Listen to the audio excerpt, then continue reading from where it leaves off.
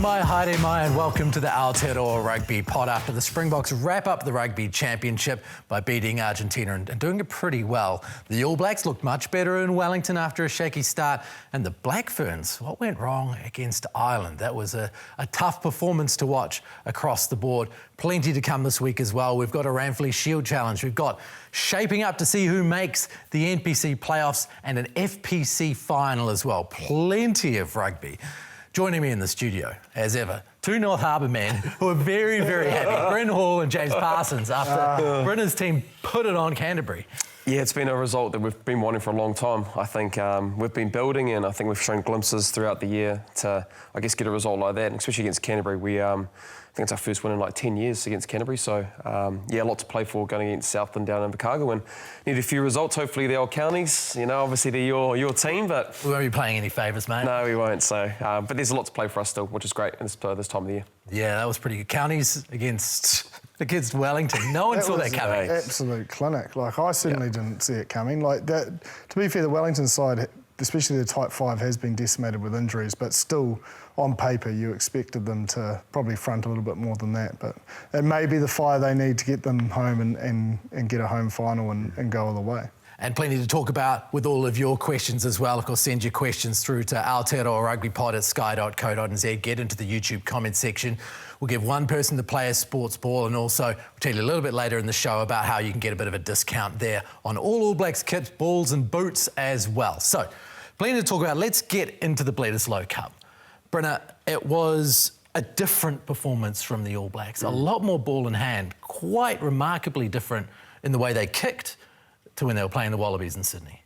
Yeah, I think it was. I think, you know, there's only 14 kicks, which is pretty, you know, a low kick rate. Both teams actually kicked with 14 kicks. So, but yeah, I really enjoyed what I saw. I think the injection of Will Jordan and what he was able to bring in terms of how he played in that fullback role, his second test match starting. I think we saw some positive signs in that, and I think our bench as well. I was really impressed with our bench in that last 20 minutes. We scored a point, which is great for the first time this year, in a while, sorry. So I thought they did really well. Tossie came on, did really well defensively around the breakdown. Big Tarms came on and scored a try. Cortez came on, Davey came on, Jacobson came on, and they really added a great impact. So, but in saying that, I thought the Australians, they played really well. Like, the amount of times that they held onto the ball, like in that first half, the possession and territory, they had the dominance of that of those stats. But I think the last pass, or the last little error, that we've kind of been accustomed to seeing with the Wallabies, especially in these two Bledisloe test matches, it probably just didn't get the job done. So, but yeah, really good from the All Blacks, especially in the bench role as well. Jibber, your thoughts? Yeah, it definitely was different. Like, 14 kicks is quite low, and the style of kick, you know, like, it wasn't that most of them are contestable. But I do think that is a little bit to do with the change of personnel. Like, Bodie is more of an attacking kicker. That is what he likes to go to, and his combination with Caleb Clark, we've seen that at the Blues as well. But I suppose the big thing they'll be happy about, I do think their goal line defence. You know, you spoke about Tossie getting a good turnover. Jacobson's been doing it. For the 10 entries, to hold the Wallabies to one, because I agree, like, the Wallabies' attack was actually finding good yards. And I mentioned last week about the Irish, and I went back to find out who it was, and it was Stockdale. Yep. And they did that same switch move where he scored against the All Blacks. Joe Smith loves that scrum switch move down the... But it worked a treat. Like, man, if Gordon and Callaway weren't fighting for it, or I was just like, man, the momentum would have taken them over. Like, there was little opportunities like that probably... I know they scored a little bit not long after, but... For them, and we've spoken about it in South Africa for the All Blacks, those opportunities were created. They just couldn't finish them. Whereas I felt like the All Blacks, you know, for the most part, you know, scored points. They still did have 14 entries for 5 rewards. It's you know, probably if I look at Razor and his standards at the Crusaders, you guys were probably a 70%. Yep. You know, 10 times in, 7, you'd come away with points 7 times. Yeah. So I think there's still a little bit of growth in the accuracy. Like Tarms's try, that looks, to me, that's your DNA. Like, you got your big bodies, you know, your Patrick's come off the bench, Tarms come off the bench.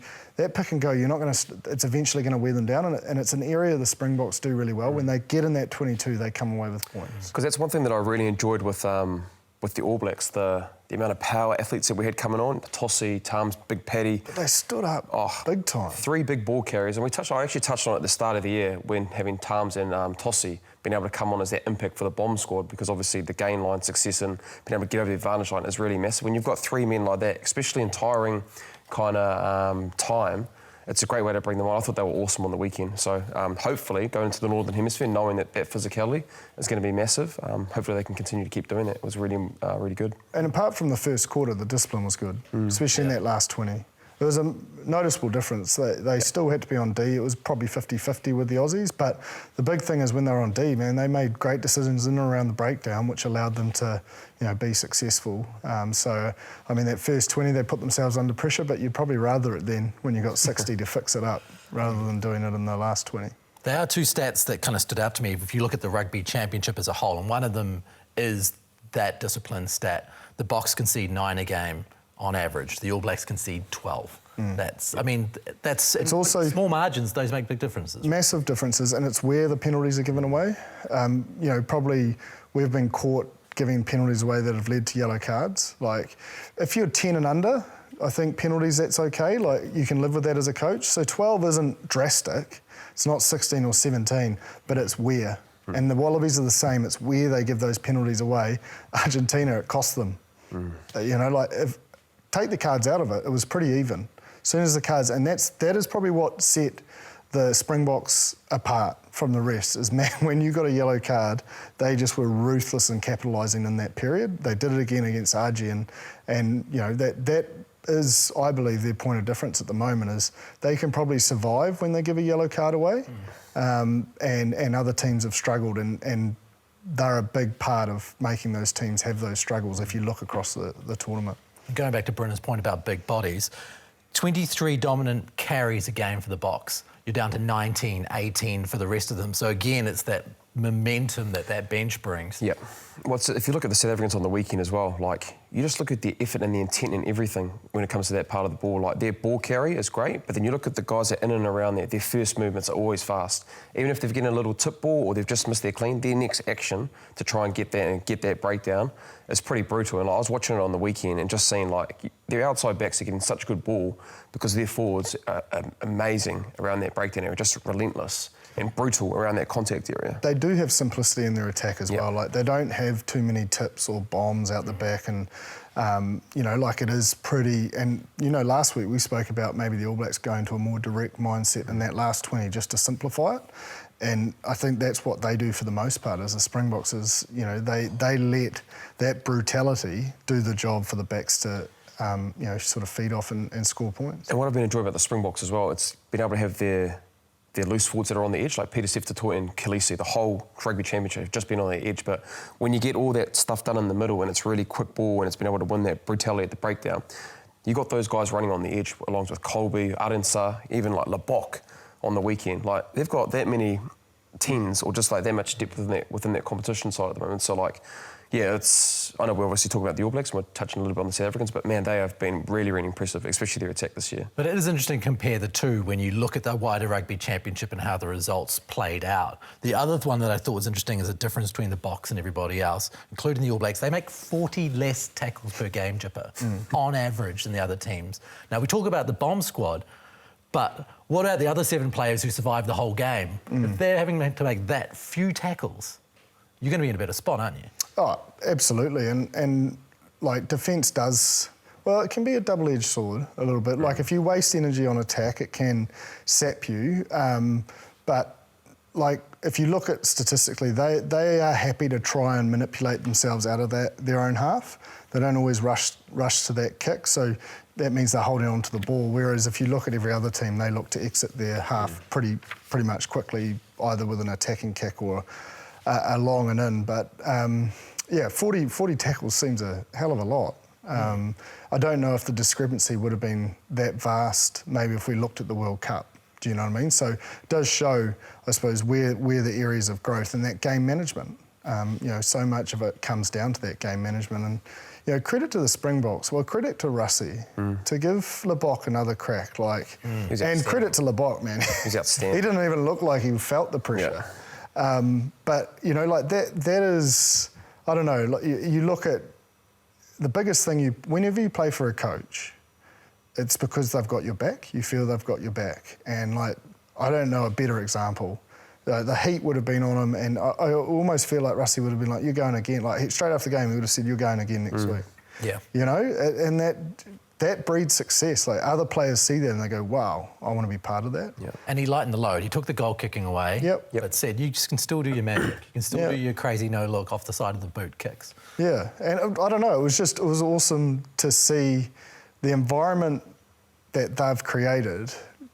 Like the Springboks fans are probably the most ruthless. Yep. You know, between them and the Irish, well, at least our YouTube comments anyway. But they're the most ruthless and would have demanded change. But, you know, like Rusty has their trust.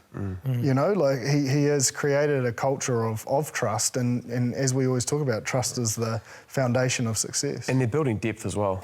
Like, you know, Lebok, you know, there's Pollard and obviously, you know, Feinberg, like 3 world-class 10s. You could play them at any time, and the confidence that he has to have Lebok and being able to change his selections in around not just the first 5, but, you know, the 9s. I think there's been like 7 or 8 9s that have been put in through this rugby championship or this year, just being able to get variety. So, like, they're building depth while winning as well. That's the most scariest thing that I think with the South Africans, that they're evolving their game, especially more so the attacking side of the game, but they are building depth within that group for when they come to the Rugby World Cup in a couple of years' time. Those guys will be proven, and it's scary. And they're winning ugly. Like, they would agree they didn't play their best against the All Blacks and you know, still managed to win those tests. And obviously their away trip to RG will be a black mark that they won't want.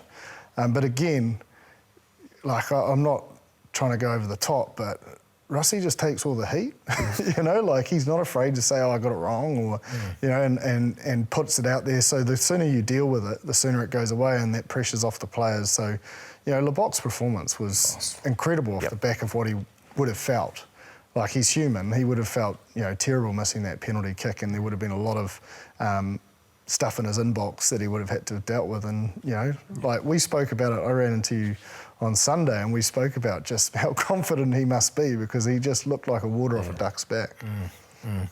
So, Brendan, if you look at the All Blacks and you look at the Springboks, where do you think are the major areas where the All Blacks can look at them and go, we really need that in our game? Well, the gain line is probably a big one. And I think we are getting that slowly. I think against the Australians, we're able to get really quick ball. And I think that's probably one area, I think, if we can get that, it opens it up, which we did see against the South Africans. We touched on with around how we're going to get around this line speed pressure. We did it really, really well. It's just being able to take those opportunities, and the execution we probably missed out, cost us 2 test matches over there. But if we can continue that physicality and that breakdown, which the South Africans do, because what they do get around that area, it's opened up their attacking. Like we saw on the weekend, they were going width to width, going through teams, little attacking kicks, and when you have that, it's able to play a lot easier. So physicality at the breakdown is something that I'd love to have from the South Africans to bring in the All Black game.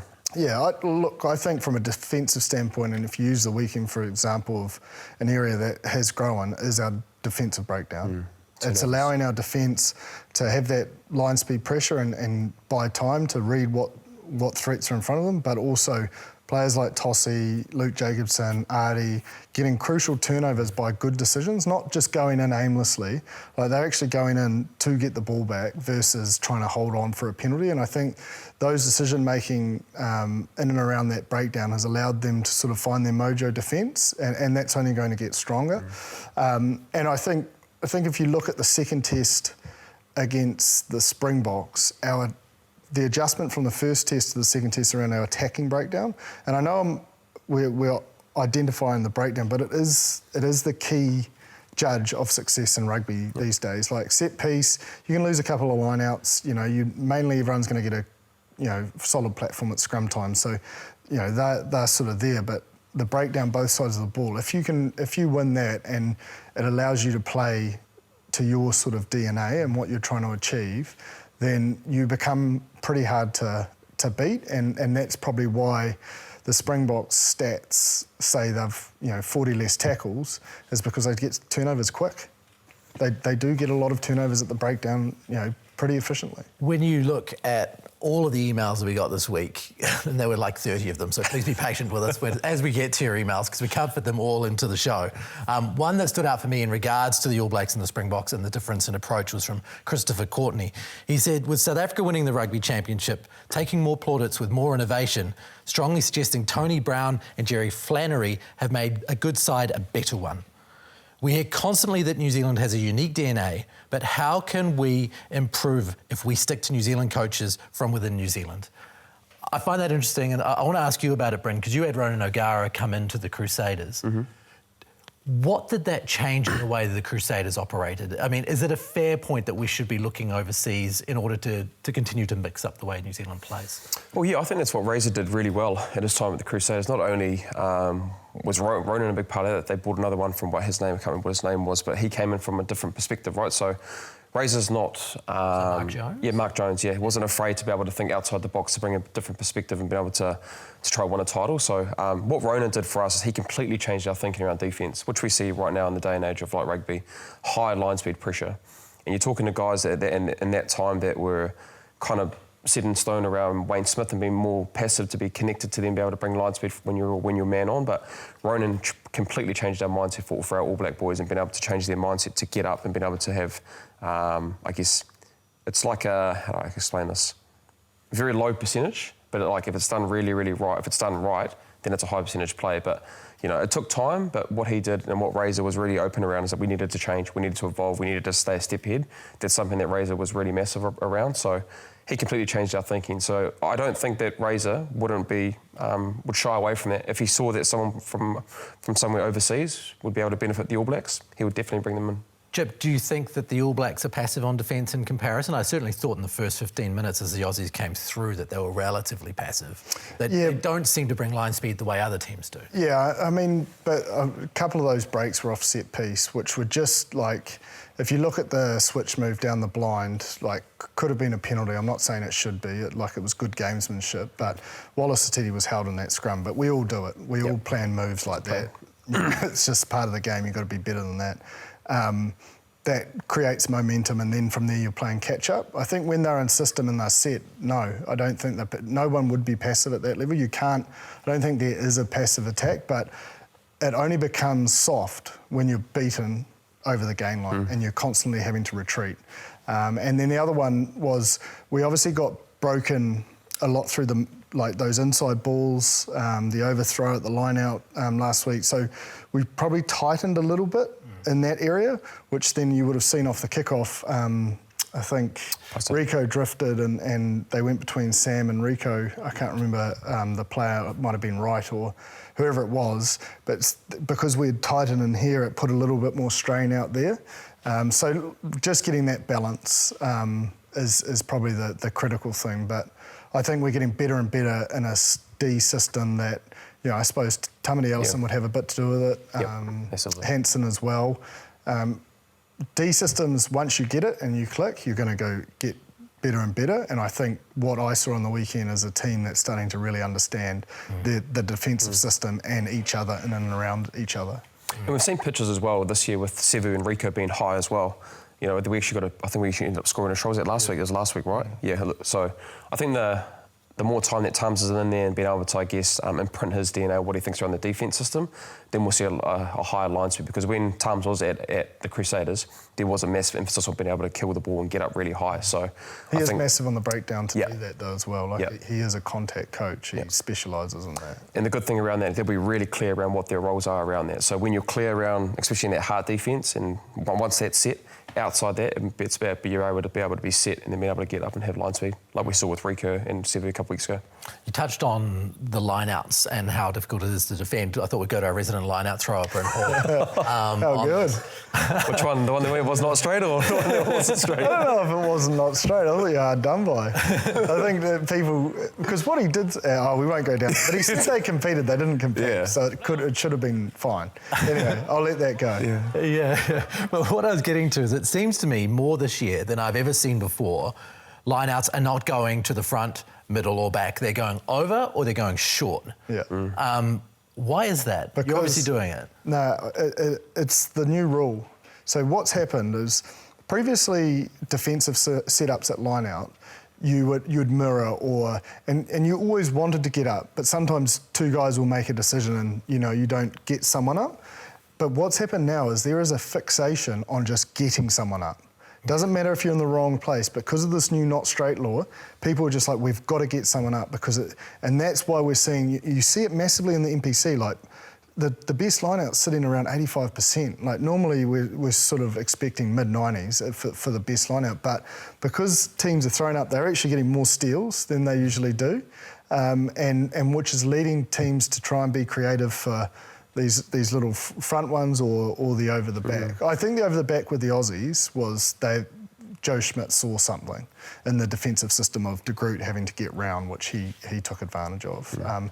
But yeah, I think that's why there's a little bit more inaccuracy, is because teams are fixated on getting up rather than getting the right person up. I know that sounds stupid, but sometimes getting the right person up leads to two people thinking someone else and they almost both try to jump in a mirror system, whereas now they've sort of got in pods and they move late and they're always getting up. And that's where Cody Taylor backlifts. Those sorts of things have opened up other opportunities off the back of that new rule being trialled. So it's a big part of it. The variation on the long ball is so interesting, with the runners coming inside, straight off the catch, or outside. And then the Springboks obviously did another one of those shift lineouts over the head. That could have gone horribly wrong. I was like, man, that's bold. It could have. It was just, crazy. Well, crazy. It's made the lineout more exciting. Yeah. That law has made a huge change and made a lineout really interesting. Yeah, and I think like my initial take on it was like, oh mate, you got to throw it straight all the time, but stubborn on that. But it's actually put more pressure on hookers because there's more competition and there's more fixation on getting up, which has created more traffic. Is there a tell?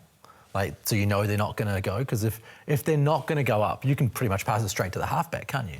No. You can't? So within the rules, it has to be within the lineout. You can't throw it. Oh, right. So that's deemed not straight. So not straight outside of the tunnel is still not straight. It's still not like you'll get free kicked. Right. Because it's not in the. You didn't even try. Yeah. You're just cheating, and I think like the big thing is getting there quick.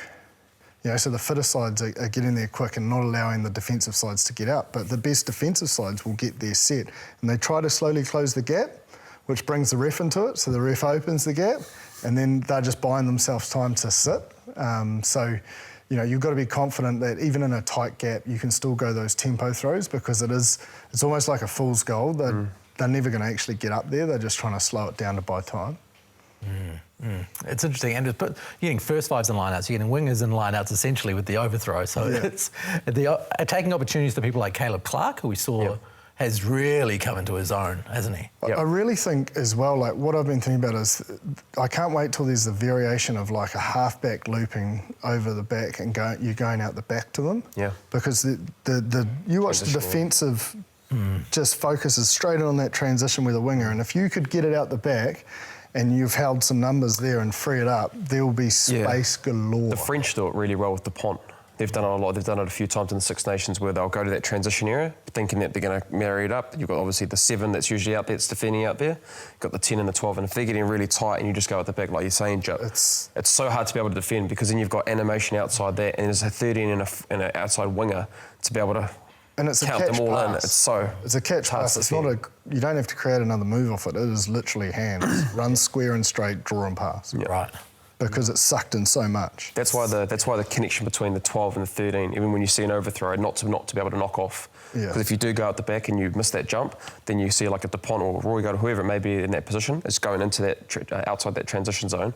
It's really hard to defend. And then you're on top of teams. Then you're able to play on top and be able to use your attacking phase play shape. Let's talk about 12-13 then, because Anton played at 12 with Rico outside him. We've seen Geordie Barrett in the combination. What did you think of that combination, and as far as the way the All Blacks approach it differently? Man, I think Anton's been one of the best All Blacks this year, honestly. I think his combination with Rico was really good on the weekend. What I've really enjoyed from seeing from Anton this year is his distribution skills. Like that ball that he threw to Severis for that first try at full speed, like that's what we want to see in our 12 with the distribution. Was a hell of a pass. I can't underestimate how tough that is, Ross, to be able to do that at full speed. To put it on the chest. On the chest, and Seve's in full flight. If that ball's just back there, Seve doesn't score that try because he's obviously going to get caught from behind. But I've been really happy with Anton's distribution game, even his little attacking kicks that he's shown. Yep. And his carries as well. Yeah, but his attacking and kicking game, like the week prior, probably should have been a try to Tamati.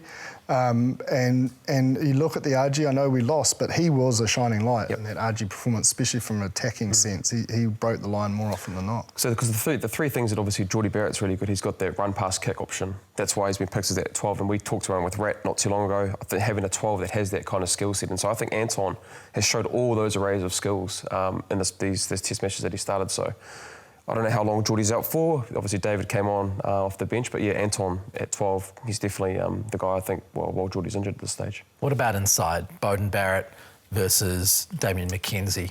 How do you think, having seen Bowden in that game, they're going to be looking at how they're going to approach the end of year tour?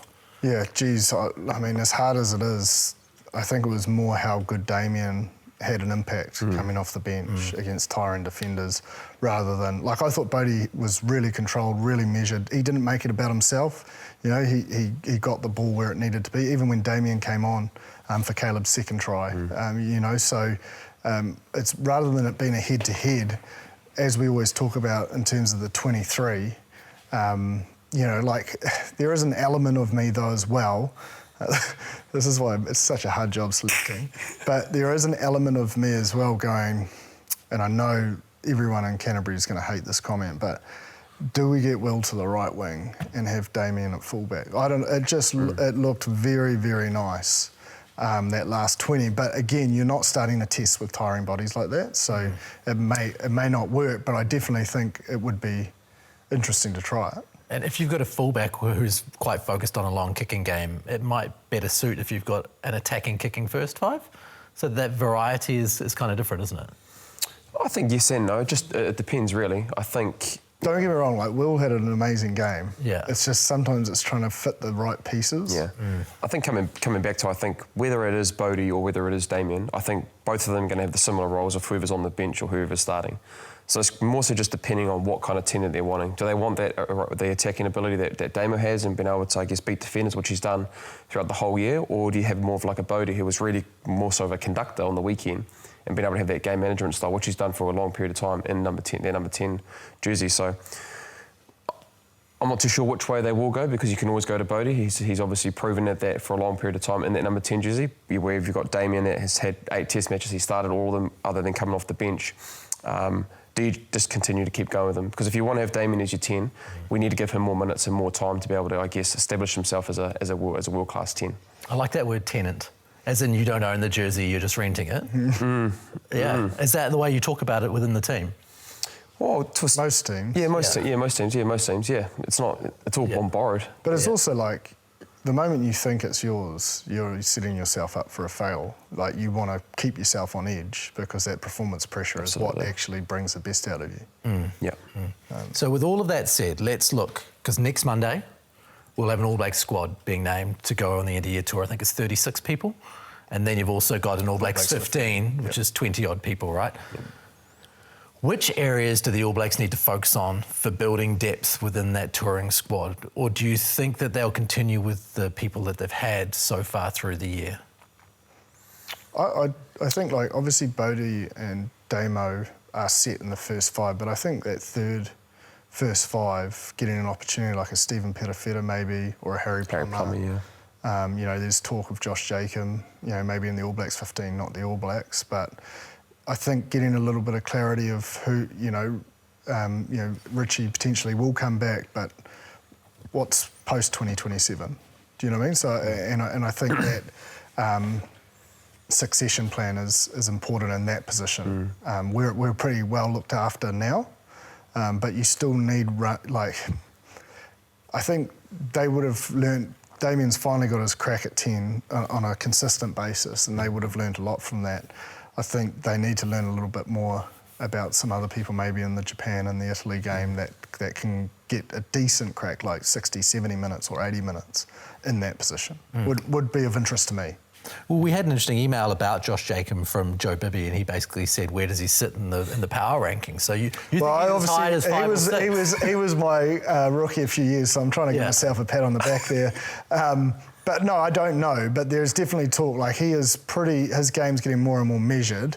Have we seen enough at Super Rugby? No, we haven't. So I'm definitely not thinking he's in the All Black frame. But if he's playing well enough, and he potentially is in 2 or 3 years' time, then maybe now is the opportunity. Like, I think Stephen and Harry are probably the obvious choices for the All Blacks, but if that's the case for the All Blacks, then he's got a good case to answer for in terms of his ability that he filled some gaps for the Chiefs when there were injuries, and just he looks like one of those players that's got time. Yeah.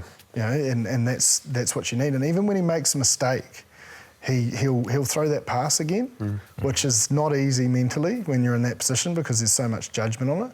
Now, how he deals with that as you go up, the pressure in the eyes aren't on Taranaki isn't as high as the Chiefs or the All Blacks, but he's definitely got something you'd want to invest in. Yeah, I'll be interested to see what they do at 9 as well, if they're going to take him over there, just knowing that he's probably not going to be. Roygaard, I think they'll take Roygaard, won't they? Yeah, but then do you want to be able to continue having Noah in there as well with Cortez? I probably think that's what they're going to do, but then also you've got Falafel Katawa, who has been injured, played a really good play in the NPC this year. Got Finlay Christie as well, who obviously was a consistent performer for the All Blacks for a long period of time. So I'll be interested to see if they do keep TJ, or they just be able to bring Cam Roygaard in, and TJ's had his last test match in Wellington. It feels like that's what they did, because I don't think on form you would have started TJ Perenara in Wellington, would you? Well, not after Cortez's performance the week before. But also, like, the best thing is the way, if Sam and TJ are done, pretty cool way to finish. At home, with a victory, Bledisloe Cup, standing ovation. Sometimes just take the good win, and move on. And I sort of feel like both players and coaches, that's what it looked like. It definitely looked like a farewell versus. But where they'll play a crucial role is injuries. So if there's more injuries and you're playing Ireland, England, having players like that in the squad, so it's a balance. And with the losses to South Africa and RG, it's not a tour where you can really drop a game in terms for the All Black standards.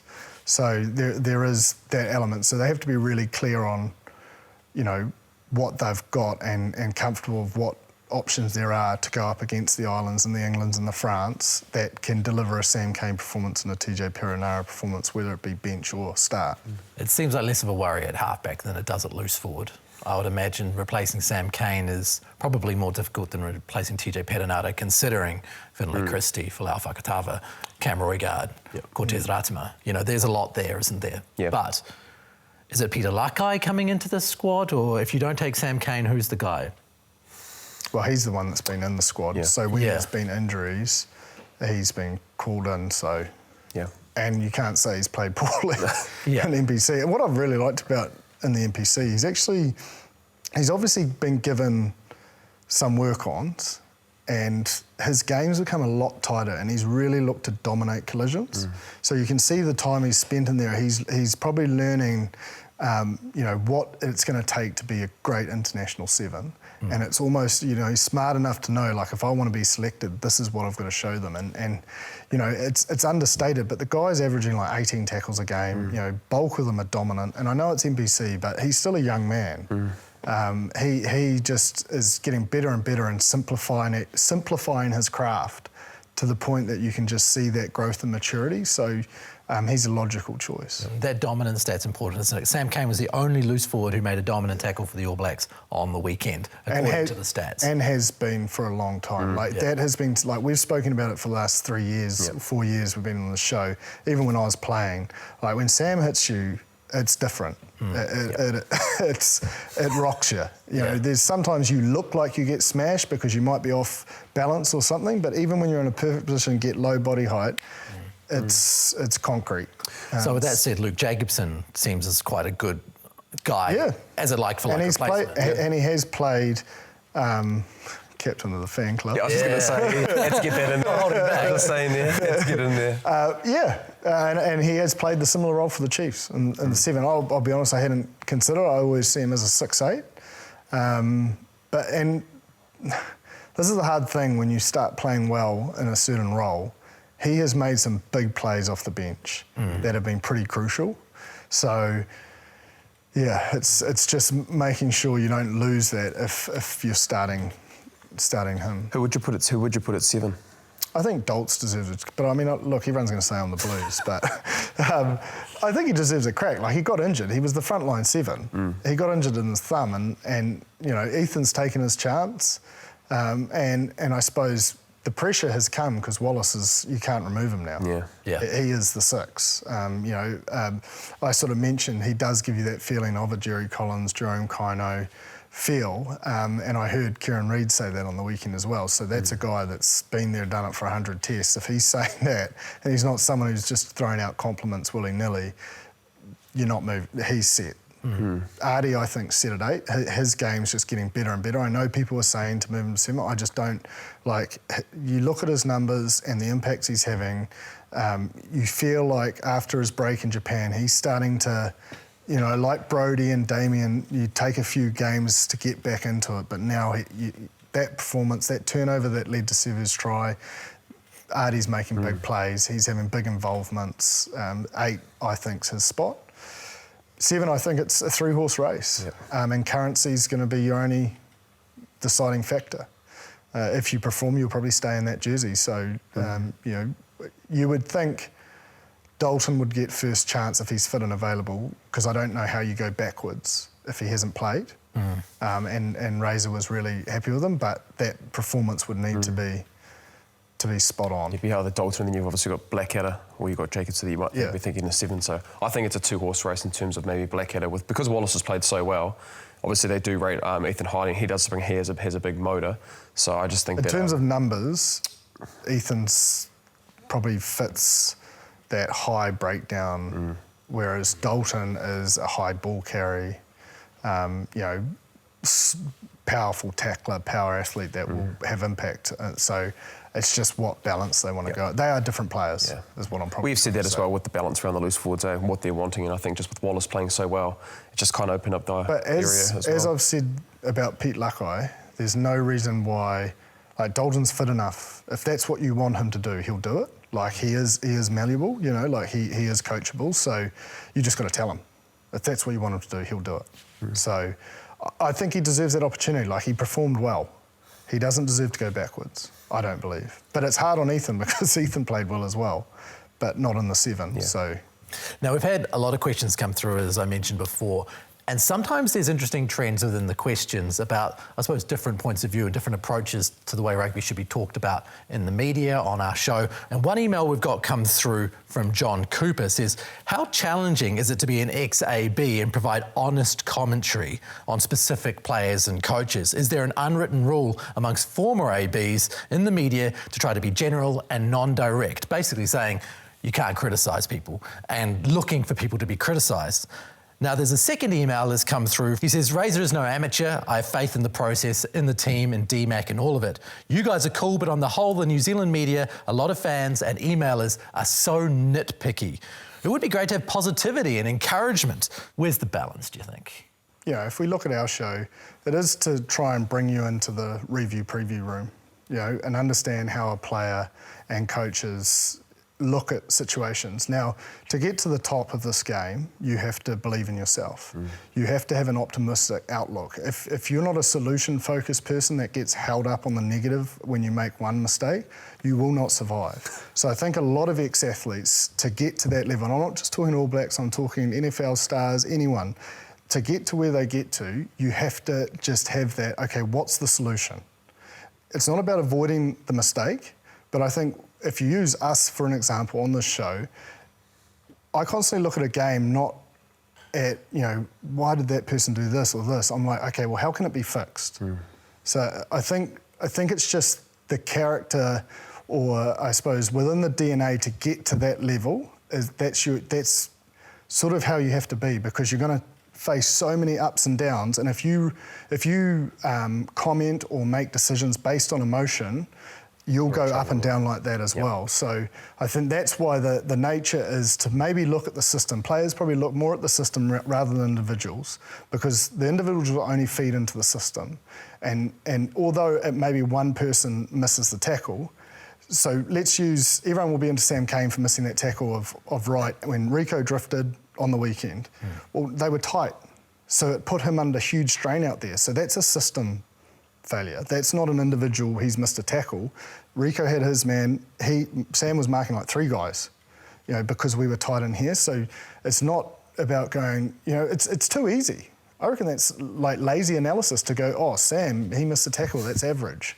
Like, look at it, take the time, like do the work to help and educate. And I'm obviously passionate about this, because I think this is one of the reasons why I came to sit here, is throughout my career, I was frustrated at not hearing or understanding the whole picture and the attacks on individuals, when it's like, well, people should know if you watch the game, there's so much more variables to one missed tackle.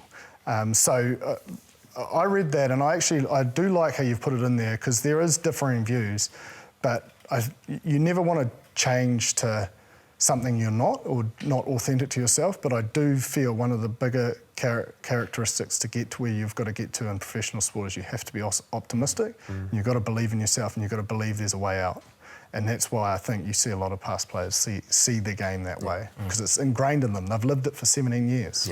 Hard to untrain that. I suppose it's easy to understand the frustration at times for fans, because New Zealand culture loves 100%. Tall poppy syndrome. They're probably in a negative environment themselves in their own workplace. It's, you probably sit in the corner and complain about someone's above you and the structures, and does it get you anywhere? No. Stay in the same place. So you've got to. You don't have that luxury to get a little click in professional sport. You play poorly, you'll be gone. So you have to find a way to find a solution, and fast. And it doesn't involve dwelling on one mistake or a negative. It's just, you just can't. It's like getting yourself into trouble when you're doing that.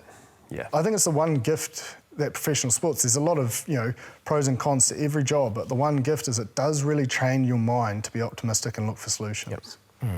Absolutely.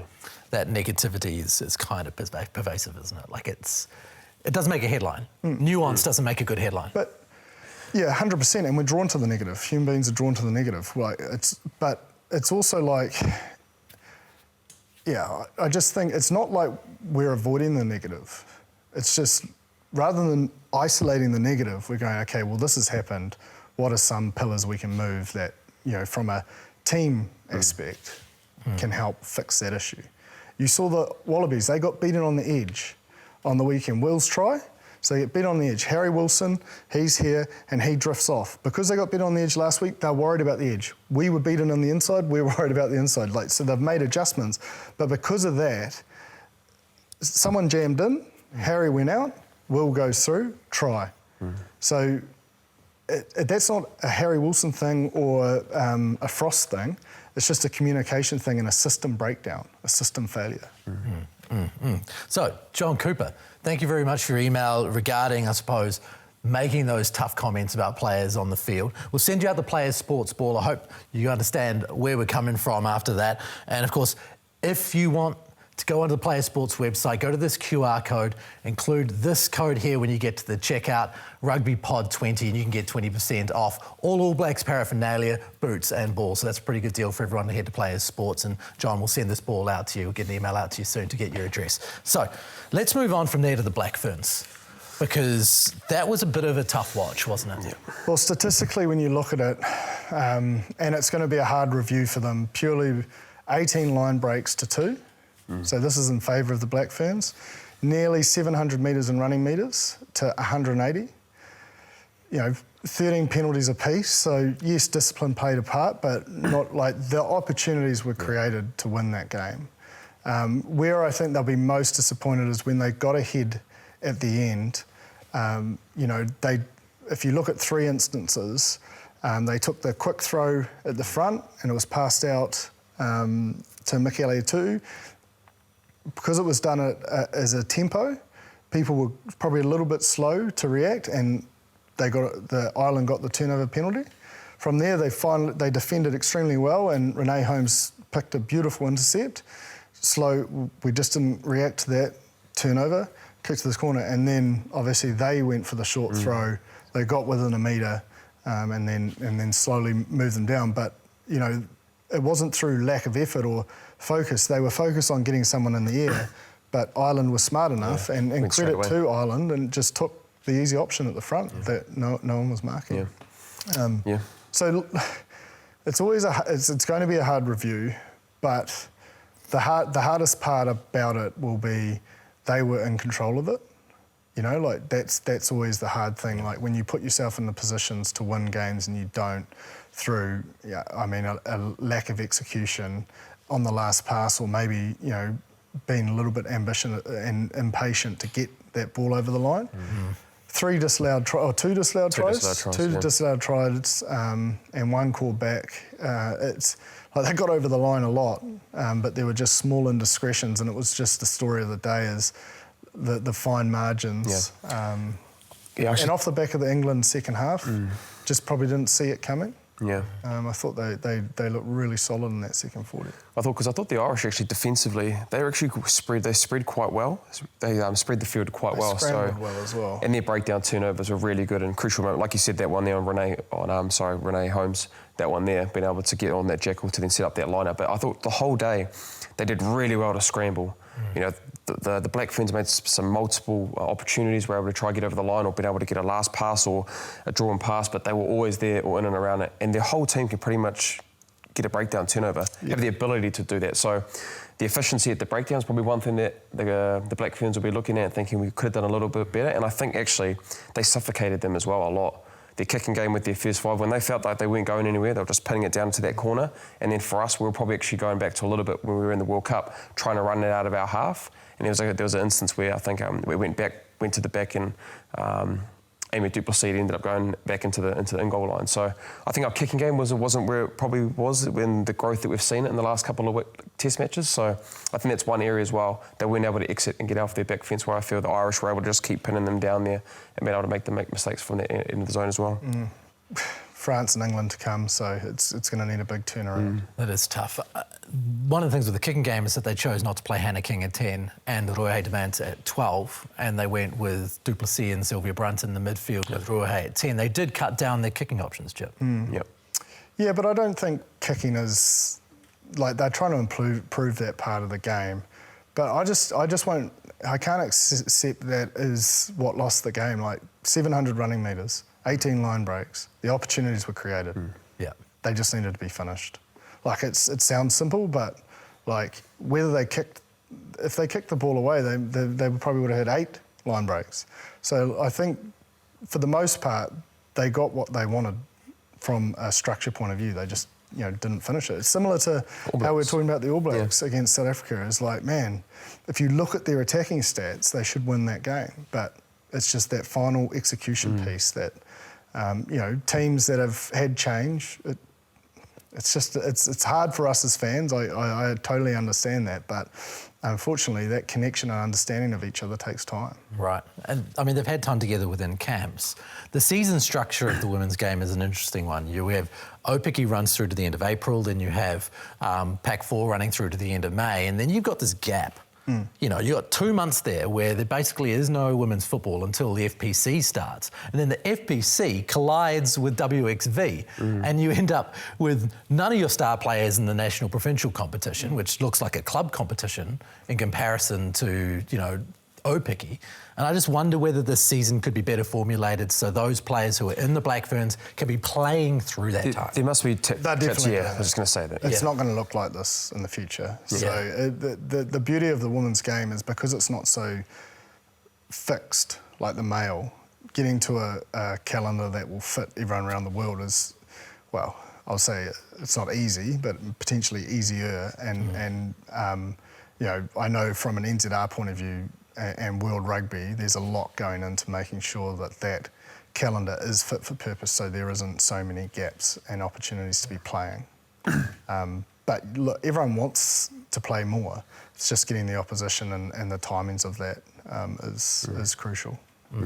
So we've got Waikato hosting Canterbury in the FPC final this weekend with 0 Black Ferns in it.